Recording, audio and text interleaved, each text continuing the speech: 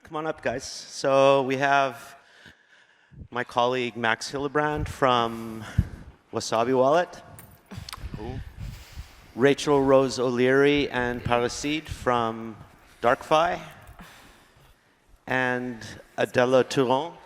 So why don't you come on over here. Great. So I had a little bit of a conversation with my colleagues before we decided to come up here, and the basic premise that I'd like for us to discuss is where we failed at the base layer of blockchains to include privacy is one thing, and what's being done about that in layer 2s and new layer 1s. And I'd also like to address sort of what I feel is an elephant in the room, and that's that most of our privacy dialogue has been directed at individuals. Would you mind sitting over here on this side, and then I had like everybody a little bit closer. It feels a little bit one-sided. That we address privacy in terms of individuals and human rights. And we don't talk much about privacy for institutions and corporations, and do a little bit of conflation with secrecy, because we have this need to always talk about transparency for institution and privacy for individuals. So DarkFi is a project that has come out recently that is looking at the limitations of our current blockchains, and Paracide and Rose are both working on that project. So maybe, Rose, if you could lead off with, where does this group of individuals is coming from to address the limitations of current blockchains? Definitely. So, to kind of pick up on what you just said, public blockchains today have all been, can you hear me okay? Yeah. Transparent by default, which is kind of like the original sin of blockchain technology. But the technology has now advanced to such a point that we no longer need transparency at the base layer.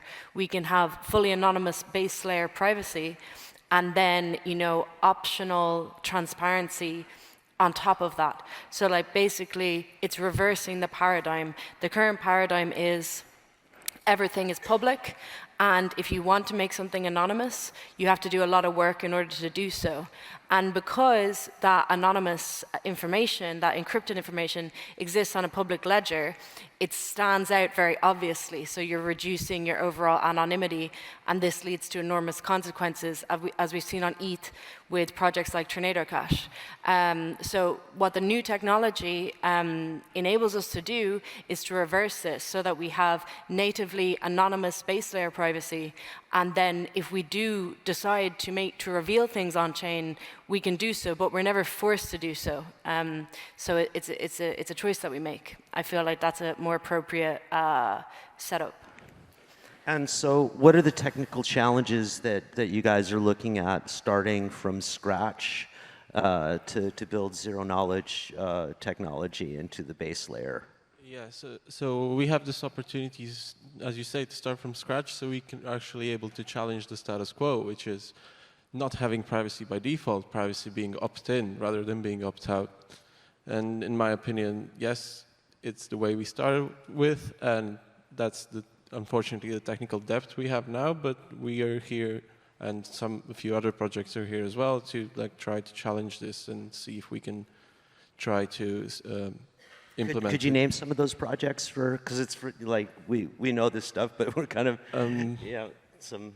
Well, DarkFi first and foremost, but there's I don't want to shill any of them. I feel comfortable to mention some names. I think it's just going to mention them. Aztec is trying to work on anonymous smart contracts using their own language, and there's other things that are not blockchains, but I think are very interesting. Is things like RISC-0, which actually enable many more things outside of blockchains to be private and proven as private. So like any kind of computation that you can do on a computer can theoretically be proven. So even like running an operating system can be proven. So you can have like private execution of things.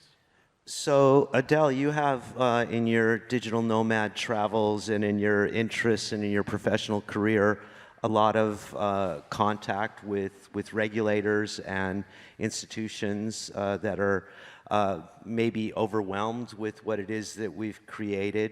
Are they really the enemy that we see them as?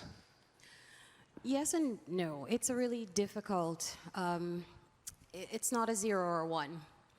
I've worked with regulators. I've also worked in the private space as well, since 2010, actually, in the Bitcoin space, exploring a lot of the legal challenges around cryptocurrencies. And through my tenure doing that and having sat with the regulators, actually actively doing that now, I don't know if I can say a 0 and a 1, but what I can actually say is that there needs to be more engagement between the private sector and the regulator. There's no real active, ongoing, meaningful conversation that is going on, and there's a lot of both mistrust and too much trust at the same time in those systems.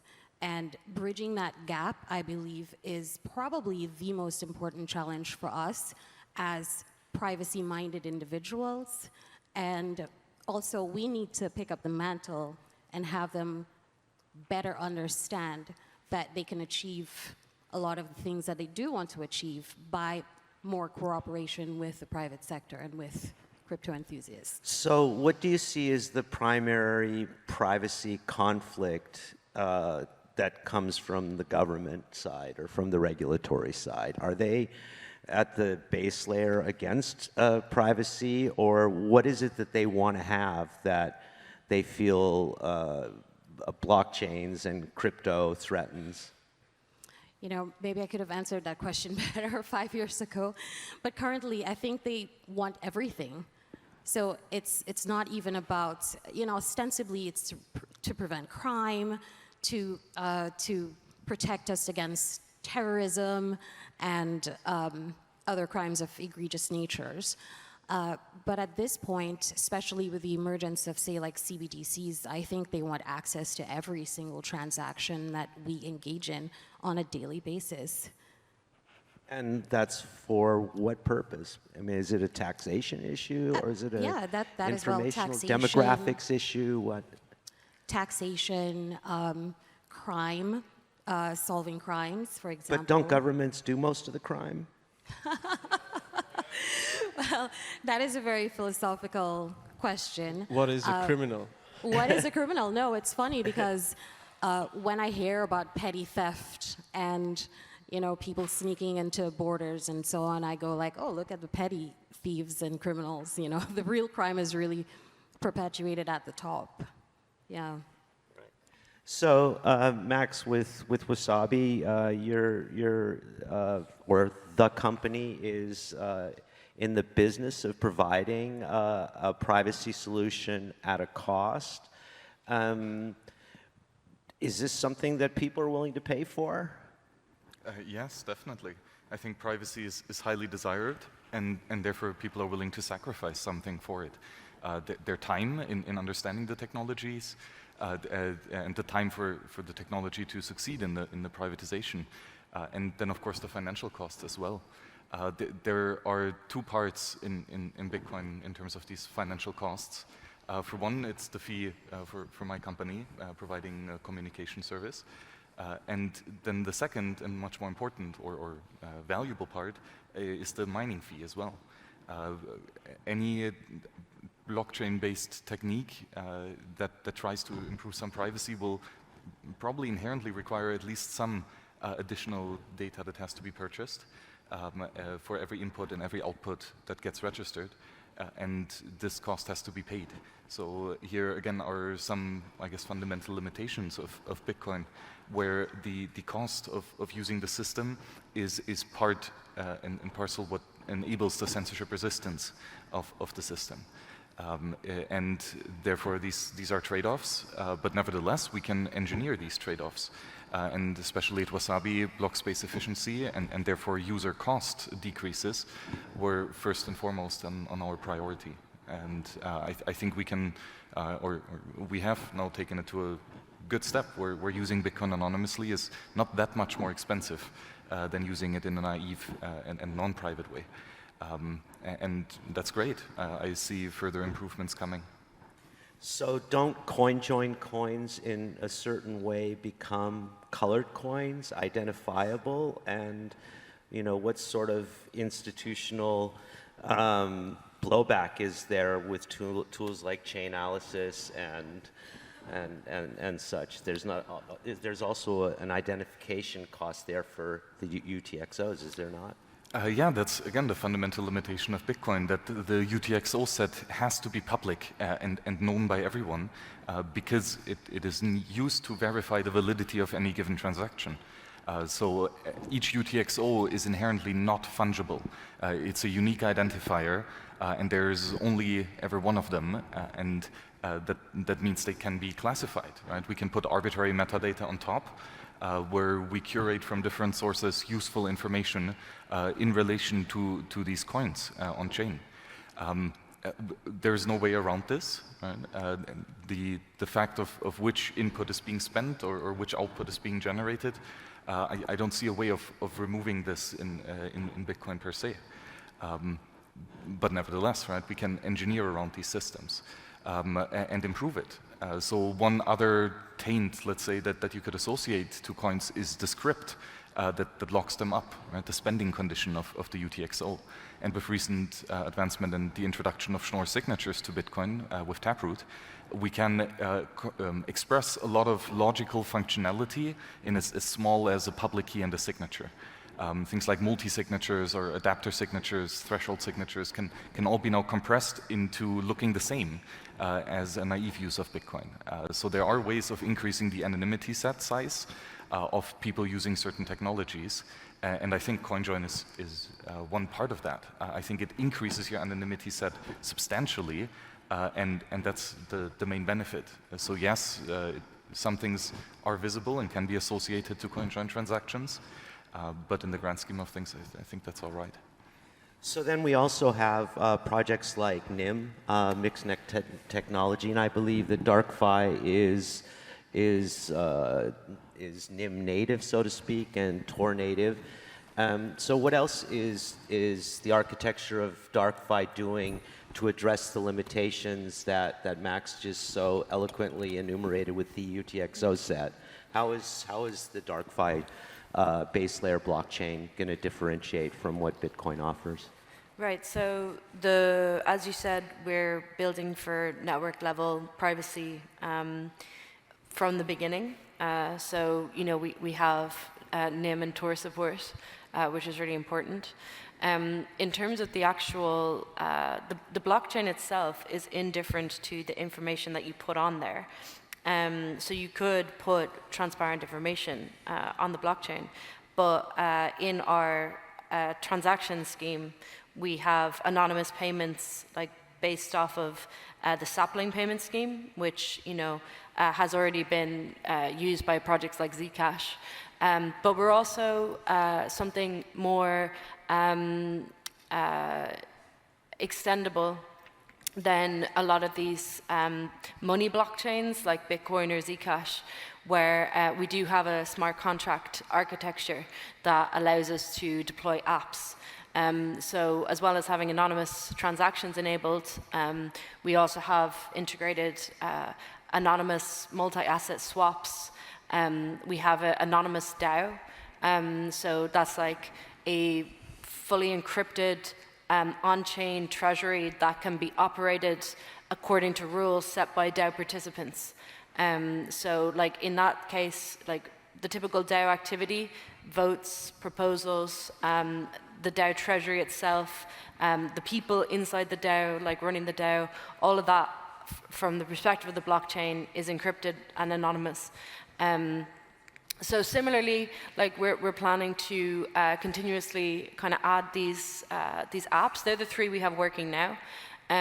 so that we encourage a kind of ecosystem that is also, has a strong, strong anonymity throughout the ecosystem, including these apps.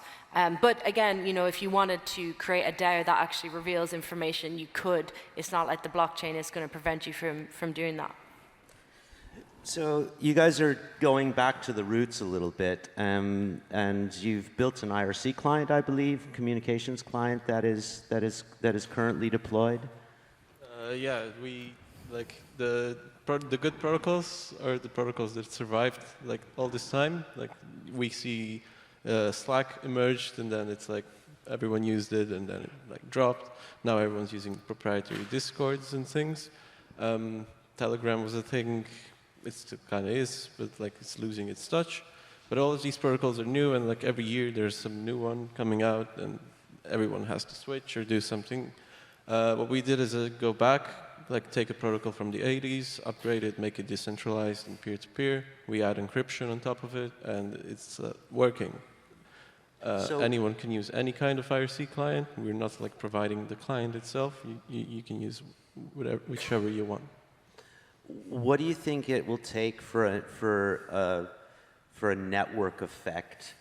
Yeah, so I mean, we have Monero, we have Zcash. They have very small and narrow user bases. What do you think the reason for that is that there hasn't been a greater network effect with privacy coins? You mean Monero and Zcash not having more users? Yeah. Well, I would probably say it's the price. And like the coin not being valued so much, but I think there's a target user base for them. So it's people who actually consider and want their privacy in the things they're buying and the way their spending behaviors look like, and just not having to reveal those things to everyone. I think that should be something you willfully reveal to someone. So we have privacy coin solutions, to come back again to the legislative and regulatory side, and we've seen, that there's pushback and identification. I just saw before I came up on stage that now Chase Bank is not going to be dealing with crypto clients. We know that this is all part of the Choke Point 2.0 activity that Caitlin mentioned yesterday, and we're seeing that percolate out now to other countries the same way that we see it percolating out the FATCA regulations and all of the things that come essentially from 9/11 and the fight against terrorism. You recently experienced or are in the middle of a deplatforming. Why don't you share a little bit about that in a short thing, and then I'd like to add something in on that as a discussion topic. So. Yeah, so this has been a trend. De-risking has been a trend for over 10 years at this point. And like I said, like we discussed, regulations and legislation never really broaden out. They always narrow down and get more restrictive over time. And what I think is one of the largest threats currently is the emergence of the acronymed organizations who have seemed to bypass any kind of electoral process. So they are passing down recommendations to banking institutions and urging those institutions and central banks to pass that into legislation. And that has been on trend. I've seen it happen with a couple jurisdictions in the Caribbean where recommendations from the FATF were basically just passed into law recently with very, very short or no comments period. So one of the things, because I worked on the redrafting period of several of these bills, and I made the recommendation of engaging with the community. I think that's very important, especially using things that are so simple to use, like GitHub. Create a repository and let the industry comment on it. That was not done. So this is a trend that's ongoing, and it is certainly one that we need to be more aware of. I was recently deplatformed from my financial institution where I now live in St. Lucia because of my association with virtual assets. It's such a dangerous premise to be blanket banned.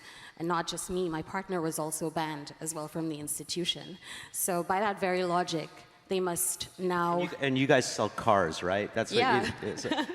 like, so imagine We sell you're cars. like, you know, a used car dealer or a new car dealer, and because your partner is associated with crypto and is on the front lines of negotiating with regulators in certain jurisdictions where it's not even clear yet how that's going to be, and then your bank deplatformed.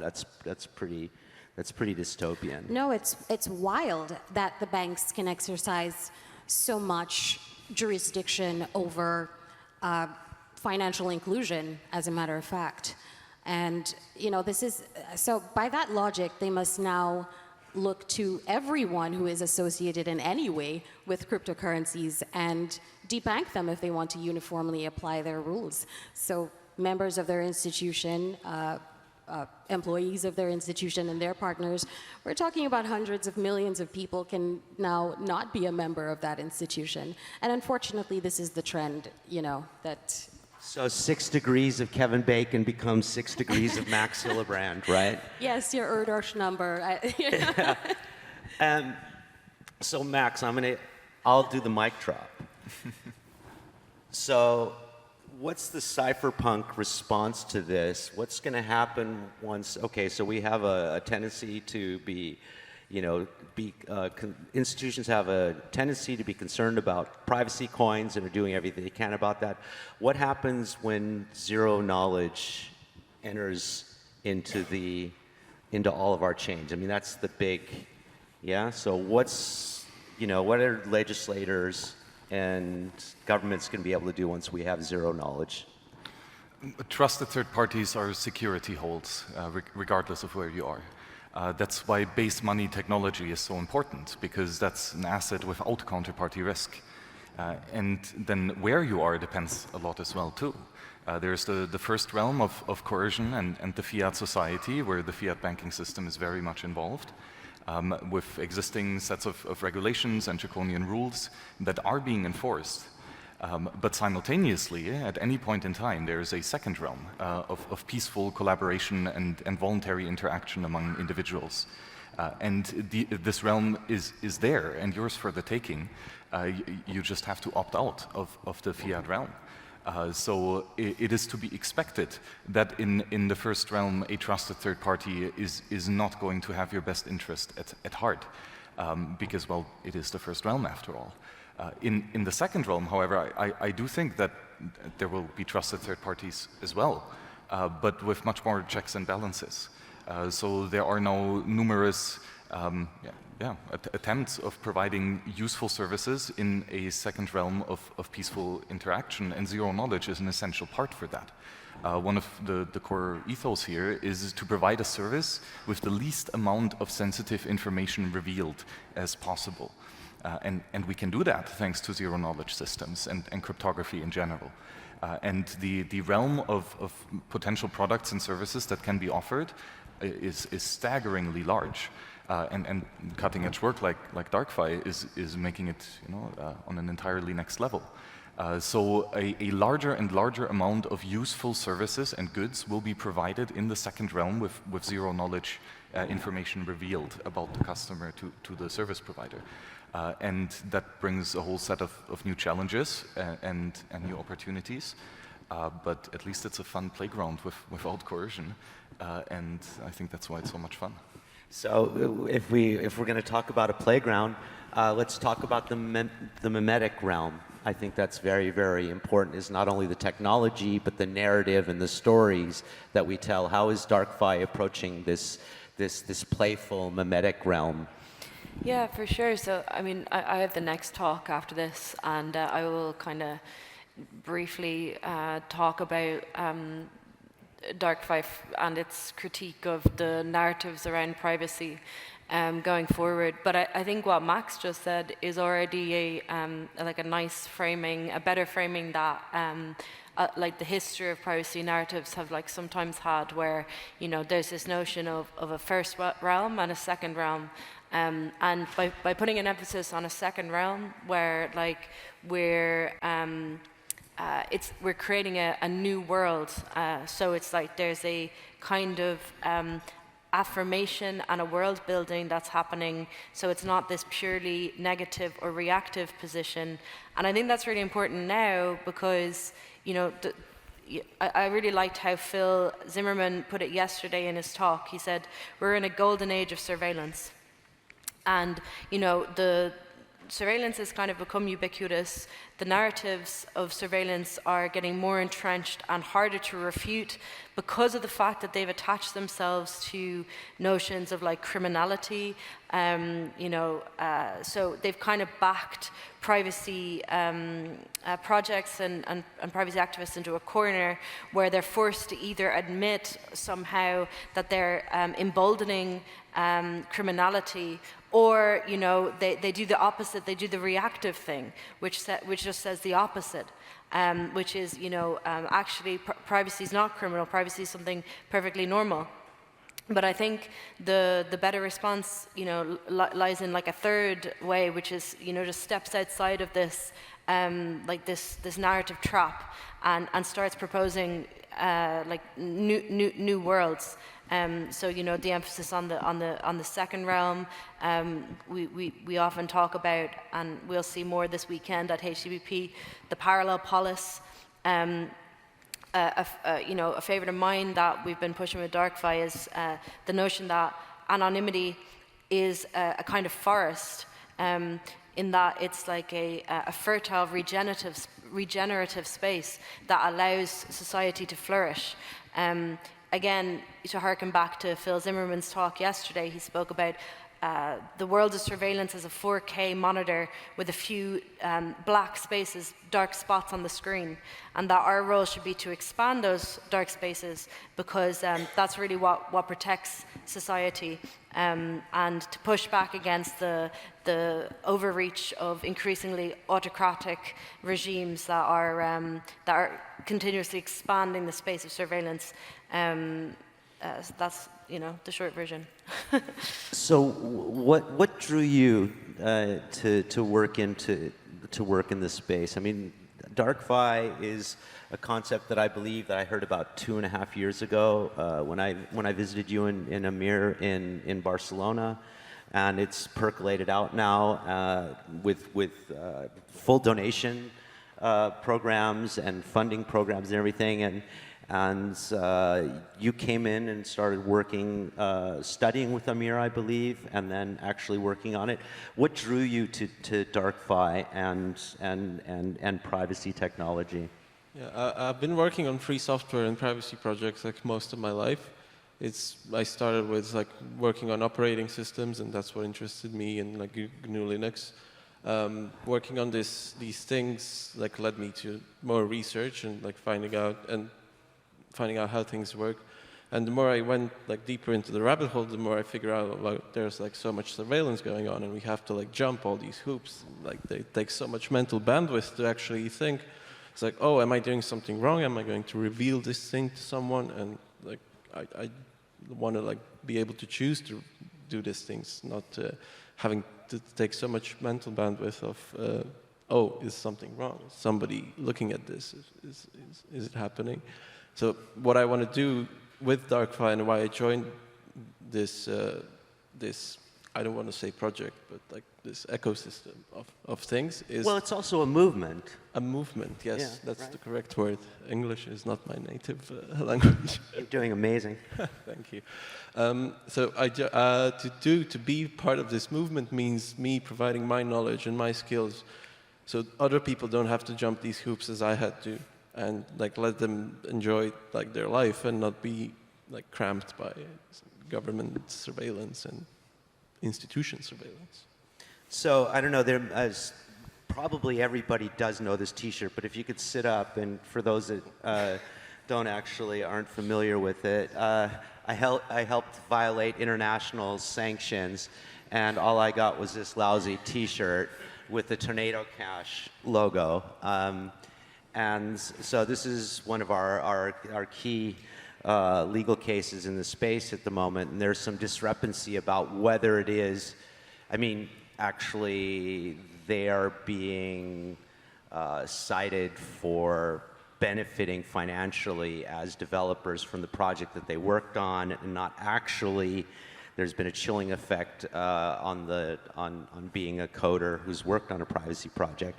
How do you, as a developer, you know, and you're also one of the few people in the DarkFi movement who also sits in public, along with Rose and AMIR.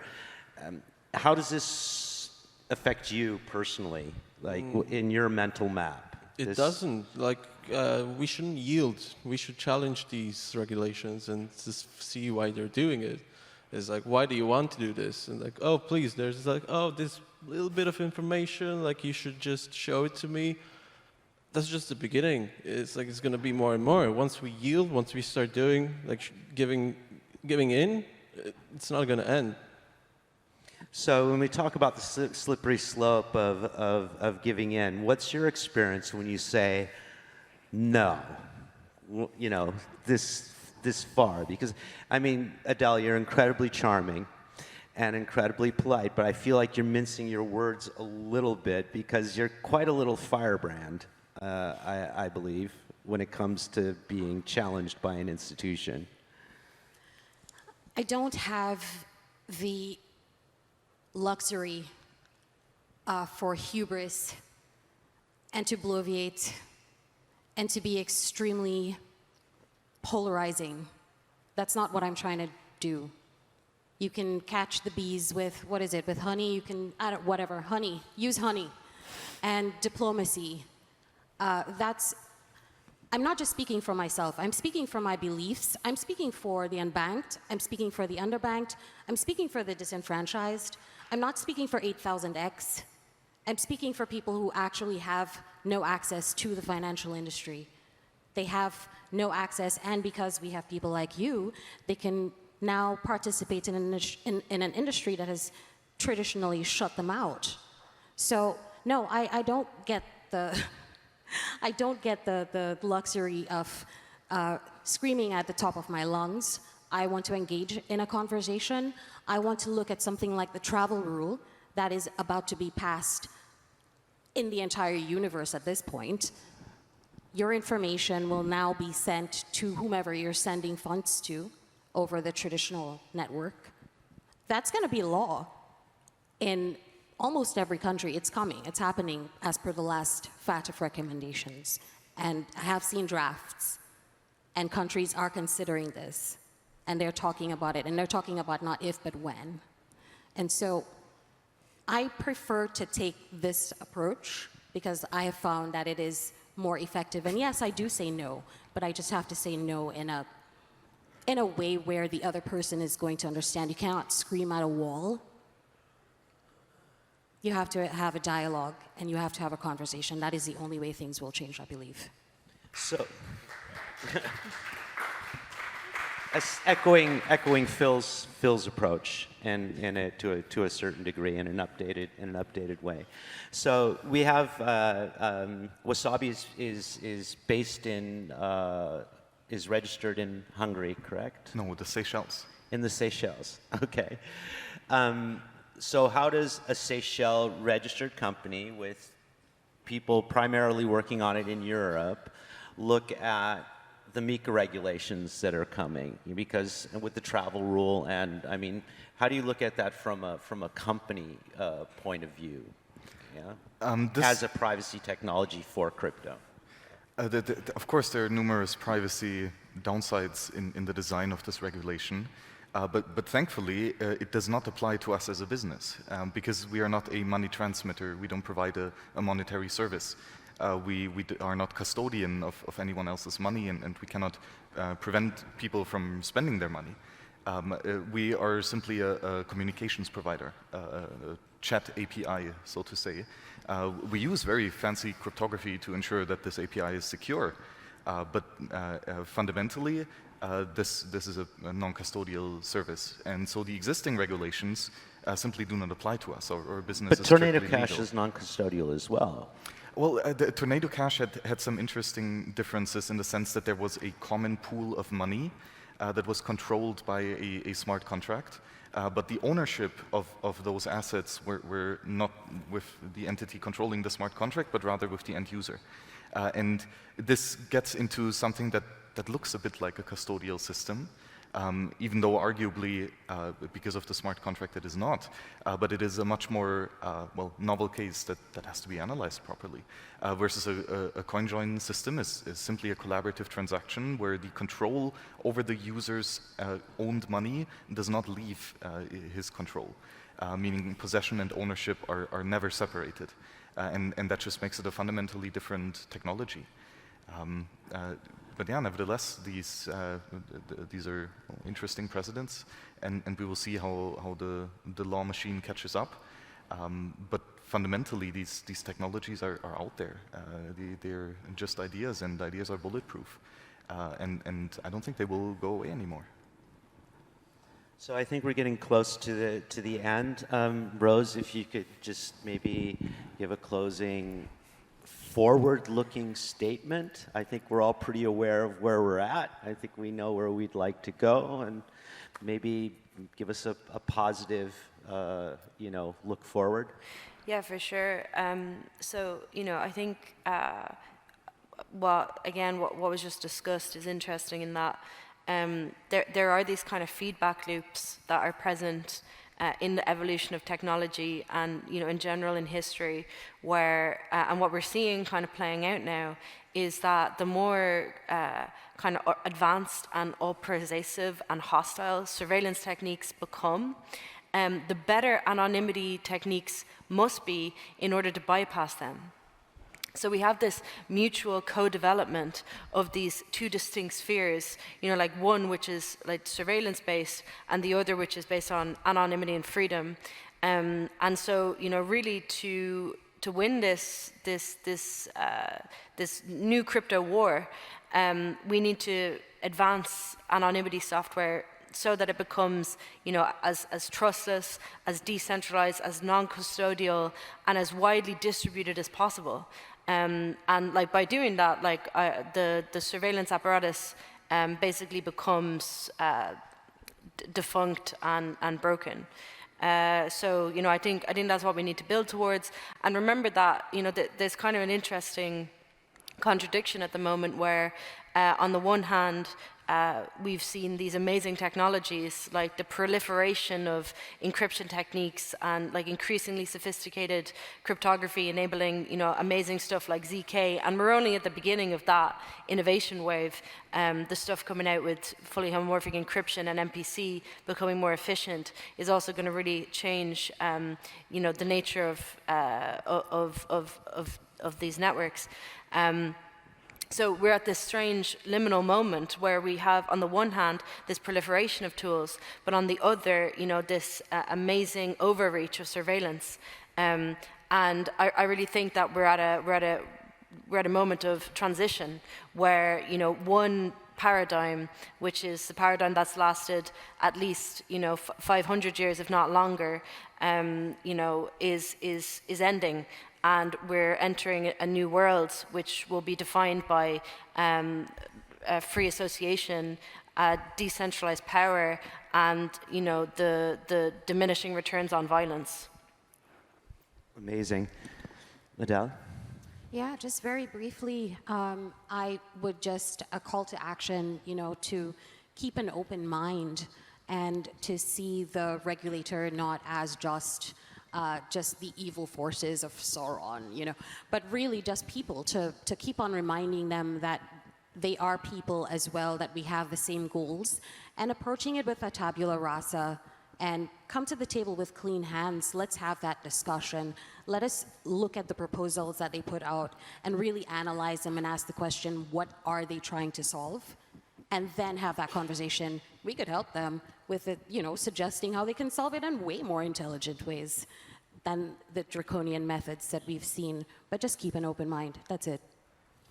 What do we see coming in the next year in deployed code from DarkFi? instead of that, can I Absolutely. go on top of this? Sure. I think we're not cornered in a boxing ring anymore. I think we're finally able to stand our ground, and I think we're able to be diplomatic and talk to people because we're not hiding anymore. Like, we have this power in our hands, and we are able to stand our ground. Max? Yeah, we will stand our ground. These tools are fundamentally useful and fundamentally true and ethical, and they will continue to proliferate. This dream that the cypherpunks have given us is a wondrous one, and as you said, we can create amazing worlds with this, worlds that are based on peaceful cooperation, which is just fundamentally better. Right? We know it, it's obvious, and I think we finally have the tools to engineer systems and societies and ways of living together that are no longer based on slavery and theft. Sure, let's talk with regulators, let's set up the rules, don't steal, let's start with that one, and let's see how far we can take it. So for my part, I was a pseudonym. I was Exiled Surfer for years and years and years online, and this decision to come out in the light and use my real name, Michael Parenti, I made about 1.5 years ago exactly for this reason, is that, all of we have people like Julian Assange, we have people like Snowden, we have Jeremy Hammond, we have, so many people in and out of our community that have stepped up and paid the price, and I think that it's our responsibility to stand our ground. So that would definitely be something that I'd like to close this room with, and invite you all, anybody who's going to be in Prague still this weekend, or that would like to decide to stay longer, to come and join us at Paralelnipolis, where we have a 3-day program full of really, really nerdy and groovy cypherpunk people that are coming out and being much more public, whereas we used to literally, at the beginning years, we all came in masks pretty much, yeah. So we are coming out of the dark, so if you want to, please come and join us. Thank you so much, you guys. Thank you. Thank you.